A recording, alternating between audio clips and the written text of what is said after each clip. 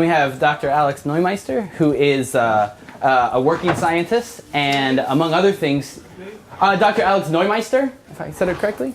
And he's a working scientist who, among other things, is looking at using the body's natural endogenous cannabinoids for the treating of post-traumatic stress disorder. So thank you also for having me here. And I'm actually stunned, that there's so many people here, because usually when I give my talks or whatever I do, sometimes outside of my daily routine, there are 3 people, 5 people in the audience, and those are usually doctors, and they're kind of bored, so I expect hopefully a lively discussion, between you and us here, Just let me tell you a few words about my background. So I was born, raised and educated and trained in Austria, in Vienna, and then came to this country in 2001 and worked at the intramural program of the NIH for 4 years, and then I worked at Yale for 6 years, a few months at Mount Sinai, and now for almost 3 years at NYU, where I'm a professor of psychiatry and radiology. And the focus of my work is really stress-related psychopathology, whatever that means, right? Because we're all stressed at times. But the real focus on the patient population that I have drawn my, I think, major attention to is post-traumatic stress disorder, anorexia, and substance use disorders. And the story around cannabis really, and so what we try to do really is we try to understand, how stress, how trauma, for example, affects how the brain and the body changes in its function. And based on that understanding, using scientific approaches, which I'm happy to talk about if you ask me some questions about that, but using scientific approaches, we try to understand how the brain, for example, changes in its function, and by better understanding that, we try to develop novel treatments. And I have to tell you that I have really 2 success stories amongst the many failures I had in my career. One is around the cannabis and the exogenous and also the endogenous cannabis, and one is around opioids. So both are drugs that are usually considered being highly addictive, dangerous, not good, not healthy, and so on and so forth. But trust me, those mechanisms related to cannabis and also to opioids really open new avenues for treatment development. And that's why what I say always to our trauma patients who have been ignored by the medical field when it comes to treatment development and also to the role of PTSD in society in general, there's truly hope on the horizon. Because these novel treatments that are currently pushing into the clinical research arena have been specifically developed for these populations. And they are really a game changer. And I predict that within the next 5 or 6 years, we will have a number of novel treatments hopefully becoming available to everybody that will really change the landscape of treatment of trauma survivors.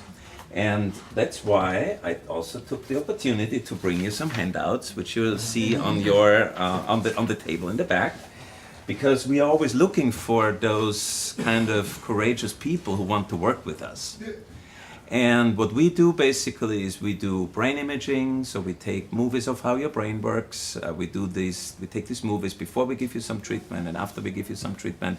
And the treatments one of the treatments actually we're currently working on is related that similar to kind of using exogenous cannabis, whether you smoke it or take any other way of administration. We work with the body's endogenous cannabis system because everybody of us here in the room produces cannabis-like substances, as we all know, or most of us know. And interestingly enough, when I started this line of research, when we observed that, for example, people with PTSD take all sorts of drugs, illegal drugs at this point, and they all work better than the 2 legal drugs we can offer them, because those antidepressants do not work. And that's a fact, that's a fact that every patient will tell you, but that's also a fact that the literature tells you. And so we need something better. And the avenue of using cannabis-related mechanisms is really a door opener, really, and a game changer, as I said before. And so, as I said, we work with drugs at this point, that work with the body's endogenous cannabis system and try to enhance that function. And by doing this, really change the symptomatology of these often very, very severely ill patients. And so I want to leave it there, and let's get into the discussion, I guess. Cool. I'm actually, so if we have one more time for one more spiel, I was curious how many people knew what anandamide was. Do you know what that word is? Okay, good. Then I feel like I should do with a pitch to explain more about the endocannabinoid system, because we finally figure out the secret of why weed is such a damn good medicine, why it works for, 100 different diseases, more or less, we have proven either in the clinical literature or really strong preclinical literature in mouse, or an old lady in the woods who has some disease that nobody studies, but she says weed works for her. And I'm gonna trust her because she never smoked pot before and she says it works. And so how does weed work on so many different diseases instead of most drugs which work on a fairly specific range? And actually, and it's interesting you mentioned opium, because that's actually the key to how I try to explain it in the book. Because my whole book is going to be trying to explain why the endocannabinoid system is so important and how widespread it is. And it's kind of like trying to peer into the depths of the ocean when we look into our brains. It's very dark. We know very little overall about what's going on. We know some of the major players in the whales and the sharks and the octopuses. We don't actually know a lot about how they move and they work, and we're still figuring things out. And so when we had, with opium, that was the other oldest plant medicine that we've been using all of human history. And in 1900, we found that morphine was the active ingredient. And so we had a hook to send down into our brain, and we pulled up all of these endorphins that we didn't know were down there. We didn't know we had this natural pain control molecules until the morphine molecule from the opium plant revealed it to us. And that story is exactly what happened with cannabis, except it started many decades later. It's only in 1964 that THC was discovered by Dr. Raphael Mechoulam in Israel. And that's actually really late when you think about it scientifically. I mean, during the height of the 60s was only when we started to figure out what the active ingredient was in this drug that everybody was doing. And finding THC was the hook that let us send another hook down our brain. In 1992, we pulled up this molecule called anandamide, and it's a neurotransmitter that is as widespread and as important as serotonin or dopamine or any of the classic neurotransmitters that you know. Anandamide is like that. It's kind of like a great white whale floating around in our brain that we just discovered. And not only is there this great white whale, there's billions of them down there. There are cannabinoid receptors all over the highest level of functions of your brain, which is why weed has so many different things. In certain parts of the brain, it helps delete memories, which is great for PTSD, but lousy for watching a movie and remembering what you saw. But, and it can be not great for motor control in some people. But it explains how there's such a varying effect in the brain. And so the CB1 receptor is the first receptor that we found. It's the first spot we know where the whale lives. But then it turns out there's a CB2 receptor, and we have those on pretty much every major organ system in our body has receptors for CB2. And what it seems to do around the body is it's an anti-inflammation system. They call the endocannabinoid system your homeostasis system. So instead of it being something very specific, it's just calms the body down, whatever's happening. It's kind of like having a good cop on every corner of the city of New York. If you had a cop there watching, he would help old ladies with directions. He would break up fights. He would stop robberies. If there was a kidney stem cell going out of control and going cancerous, he would stop it. If the liver is starting to act up, he would calm it down. And that finally explains how cannabis is such a good medicine. This endocannabinoid system is all over our bodies, and it's so important that it's in anything with a spinal column. Before life even left the ocean, we developed this endocannabinoid system, which is something akin to the endorphin system for pain, except it's for anti-inflammation and keeping your body mellow. So that's what anandamide is. It's a cannabinoid that's produced in your brain, and it is very similar to THC. The other one is 2-AG, which is more in the peripheral parts of your body. And that's another major source of cannabinoids. You can get cannabinoids from the plant, of which there are dozens within the plant. There are 2 that we've discovered in our brains. There's probably dozens more in our brain because there's dozens of endorphin molecules. But that's just a guess that no scientist would say, only a drug writer who can shoot the shit a little bit. And then there's the synthetic cannabinoids that we made. So we took the THC molecule and we started screwing with it. And we made it stronger, we made it weaker, we made it very easy to break up. So it's kind of like you took the whale and you gave it laser beams to see what would happen when you dropped it into the ocean if you had a super whale. Or you made the whale just poof, like that. And so the example I would use in my book for Dr. Neumeister's work would be the molecules he uses is Fa inhibitors, which Fa is the molecule that breaks down anandamide in the brain. And so if you stop the thing that's breaking down anandamide, you raise the anandamide levels slowly. Kind of like Prozac slowly lets your serotonin levels go up, which can be a good thing for a small subset of the population. The Fa inhibitors could be the same thing, that slowly let you have more endogenous cannabinoids. So THC sticks around for a very long time and works for a long time. Anandamide works very quickly, which is part of the reason this medicine's so intriguing. So there's my quick pitch about the endocannabinoid system, just to explain it, because anandamide really is a secret that needs to be explained, and once that's out there more, it'll help explain things. And doctors have no idea. No med school in the country teaches anything about the endocannabinoid system. And no doctor walks out knowing what anandamide is, which is really a shame. But doctors have been ignoring good medicine for a long time. I mean, that's, it can be a very hidebound operation, just like any human endeavor. I want to start with a question or two from the website that people asked. And one was, that I liked, that might play to both your work, is about sleep and mental health and cannabinoids. And if you want to speak to the scientific or the harm reduction side of sleep. Well, let me say very briefly, for example, and let me come back again to PTSD. So one of the key symptoms of people with PTSD really are sleep problems, right? Nightmares. They cannot sleep. They revisit their trauma over and over, and kind of when they're awake, but also when they try to sleep. And the study we're doing right now using this Fa inhibitor that you mentioned, we give this drug only for 1 week at this point, but one of the key symptoms that really kicks in right away, and it's a double-blind study, so I still don't know who's getting what. Could all be a placebo effect, but I would be terribly shocked if it's really all placebo. But one of the really fast-acting effects is sleep, improvement of sleep. So people really tell you after the first, second, third night that they get the new drug, that they really can sleep again, surprisingly. And this is really one of the key symptoms. And if this drug does not work for PTSD at all, what I don't believe it will, that it does not work, but for sleep, for sure.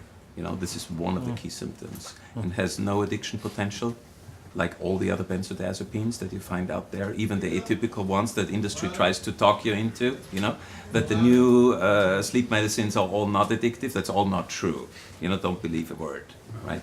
But so these new cannabis-based medicines really, at least what we have observed so far, really have no addiction potential and are highly effective for sleep. So that's a very good point. Nice. I'm a psychologist, so I have a bias. I think that our biology comes into awareness through psychology, the interaction between our psychology and our social context. So when I think about the action of a drug, or for that matter, what we might call addiction, I'm always thinking about, what are the complex factors that are interacting in creating the experience, which are unique for each person and vary from person to person.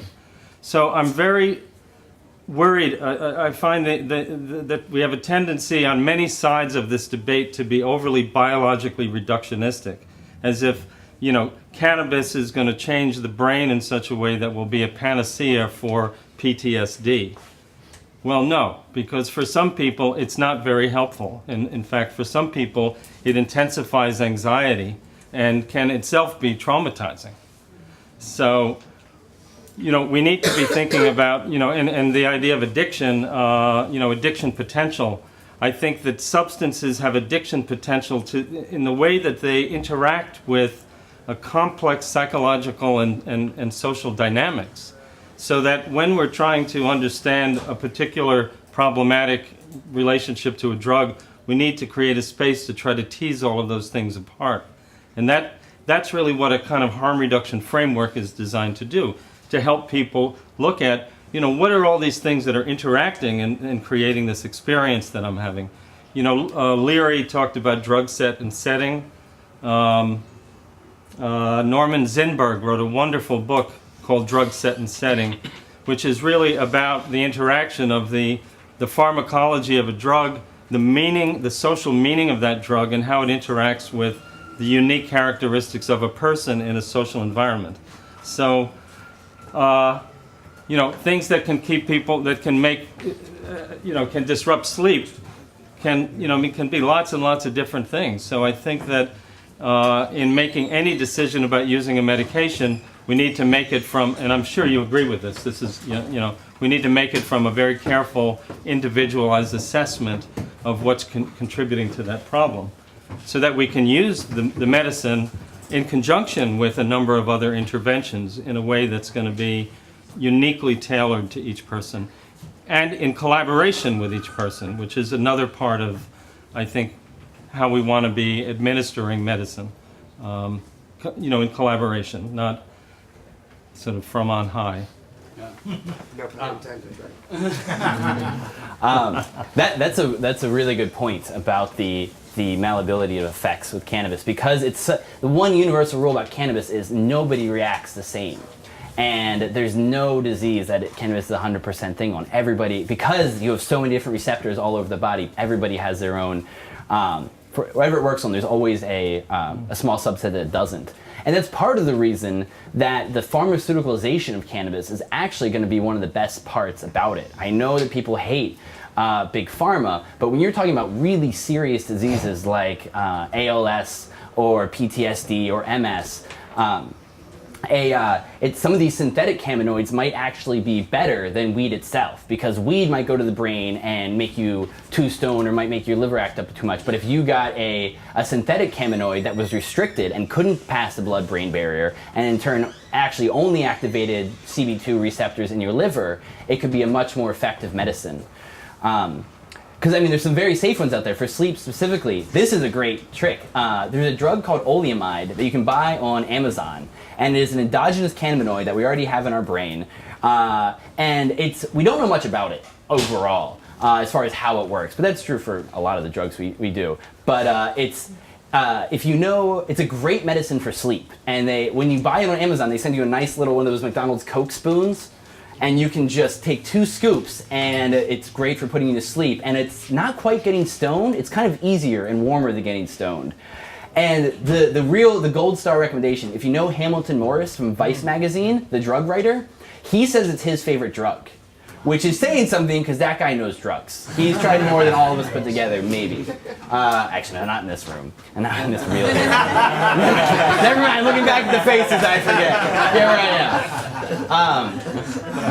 But on the flip side of synthetic cannabinoids is stuff like spice. JWH 015 or 133, there's dozens of these synthetic cannabinoids that were invented to do studies. To heal PTSD or just to learn how the endocannabinoid system works in the body. And it's something that are like the cannabinoids but different, to see how that affects things. But spice is killing people all across the country, especially in the traveler kids on the street. People who are into crack especially really like synthetic cannabinoids because it's kind of like THC, except it's THC only hits your CB1 receptors like 30%. It's not quite as strong. I think that's about the right number. But this only for a couple hours. The synthetic cannabinoids can hold down your receptors at 100% for hours at a time. So it's like direct injections of super weed into you. All those things they say about skunk weed, which are a little bit true when you get super stoned, that's what these actually do. The synthetic cannabinoids can be really strong weed. They can also have lots of other effects, but the people who are taking them are taking stuff to get super high. But it's causing seizures, and it's causing death, and it's causing, when you do any drug that strong, it's really bad reactions across the country. But it's being ignored because it's not really happening to the right subsects of people that get any political feedback. It's people that are already into the bad drugs. And so it's one of the really scary parts going on. As weed spreads, that's really good because hopefully people will be smoking more weed and less spice. There are a lot of soldiers who get addicted to spice because they want to pass their drug tests, and you can pass it with spice and you can't pass it with weed, but then they're smoking something that's really can be a terrible, terrible drug.